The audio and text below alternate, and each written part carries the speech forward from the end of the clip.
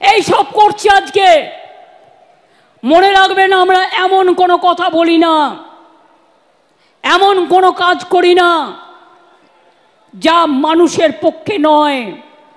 আমরা সেই কাজই করি যেটা মানুষের পক্ষে। আমি আপনাদের কাছে বলে যাচ্ছি, আমি নেক্সট উইকে অ্যাসেম্বলি কল করব বিধানসভা স্পিকারকে বলে, এবং আমরা ওয়েস্ট বেঙ্গল অ্যাসেম্বলি থেকে আগামী 10 দিনের মধ্যে ফাঁসির ধর্ষকের ফাঁসি চাই এই বিল আমরা পাশ করে রাজ্যপালের কাছে পাঠাবো। আমি জানি রাজার পাঠ, রাজাবাবু কিছু করবে না, না করলে মেয়েরা মনে রাখবেন রাজভবনে গিয়ে বসে থাকবে ঘন্টার পর ঘন্টা, ভাইরাও থাকবে। এ বিল সই করতে হবে, রাজ্যপালের কাছে রাষ্ট্রপতির কাছে পাঠিয়ে দিয়ে দায়িত্ব সারলে হবে না।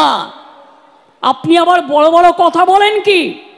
আপনার রাজভবনের কর্মী, একজন মহিলা কর্মী, তাকে আপনি নির্যাতন করেন, সে মেয়েটা বিচার পায়নি, ট্রমাটাইজ হয়ে গিয়েছিল, তাকে আমি অন্য জায়গায় চাকরি দিয়েছি, তাকে আমি সরিয়ে নিয়েছি, থাকবার জায়গা করে দিয়েছি। এই কথাগুলো বলতে পারেন না?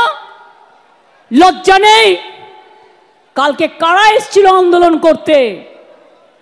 ছাত্রছাত্রীরা না guardian to call? Guardian to call.